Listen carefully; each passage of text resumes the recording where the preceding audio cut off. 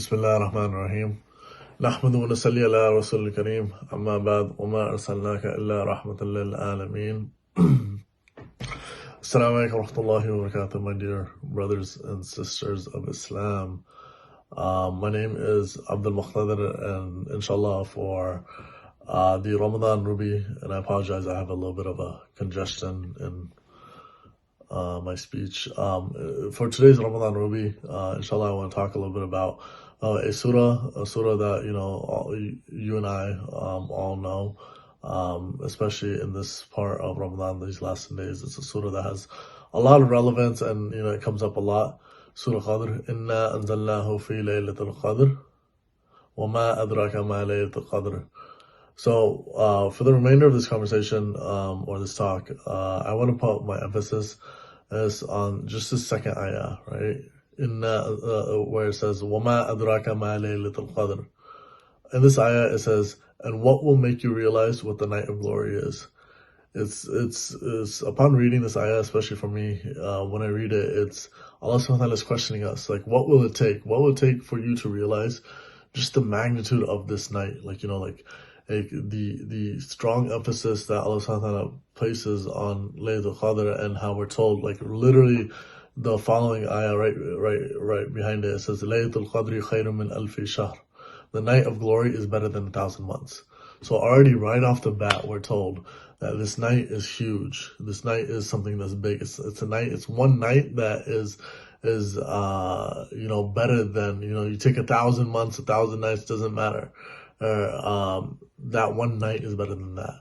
So Allah subhanahu wa ta'ala in the second ayah of the surah, He questions us, what will make you realize is what the night of glory is? A lot of times I feel like, we as an ummah, or just, us as Muslim brothers and sisters, we have a tendency to just really despair, or like have this feeling of like sadness or negativity when it comes to like Allah subhanahu wa ta'ala's mercy. We don't realize like how easy and how simple that Allah subhanahu wa ta'ala has made this for us, especially in this month of Ramadan, where 20 something days have passed, and even I'm not immune to it, but I know a lot of kids within my youth group, or just kids, or just people in general, myself included, it have felt like like a level of sadness where you feel like like the month of Ramadan has came and gone, and the majority of the month has gone, and you still feel like you haven't taken advantage of such a month. You feel like the sense of disconnect, because it's such a blessed month, and you haven't taken advantage of it. But just having this thought alone, especially like right before the month of closes, actually the month of Ramadan is ending, is actually a blessing in disguise, because as it's coming at such a beautiful time, right before the 10 days, right before we have the opportunity to catch Laylatul Qadr. So feeling this disconnectedness and sadness is sometimes, it can be a blessing, but it's just good to know that the emphasis that that is put on the night of Laylatul Qadr, that it's better than 1,000 months. Like, of course we have 30 days to take advantage of so much blessings that the month of Ramadan has to offer, and we should always start small, stay consistent, take advantage of this month. But really we have to, it's an obligation upon us to really look at things from a positive lens. Like, yeah, of course the effort needs to be made to do better, but when we're fasting this month, whether or not we feel like our fast is being accepted, and we're still getting rewarded for just fasting alone. Like, Islam is so easy and so beautiful in the sense that we get rewarded just for the smallest things. Like, we get rewarded just for having an intention and for things. So you may not feel this Ramadan, and all this may feel weird, but the fact that this is the month of Ramadan, that never changes just because you don't feel it. The fact that Ramadan is a month of Allah's mercy and forgiveness, that doesn't change.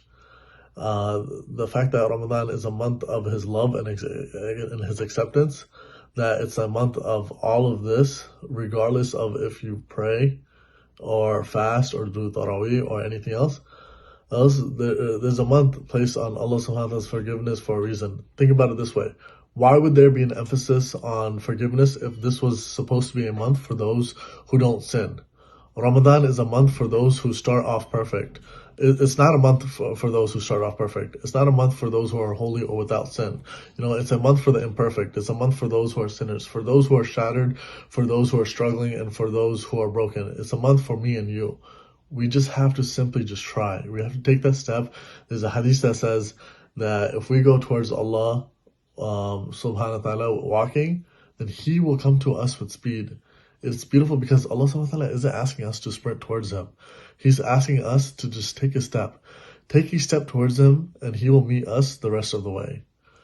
And that's honestly what it comes down to. We just have to try. We have to start with showing gratitude and be thankful for the blessings that we already have. We have to engage in these conversations with Allah and just hope that with even these 20 days of 20-something days of Ramadan that have passed, just hope that we're granted Laylatul Qadr and just finish off strong. So with that, I want to conclude, and may Allah subhanahu wa ta'ala really allow us to take advantage of the rest of this month of Ramadan and grant us that Laylatul Qadr.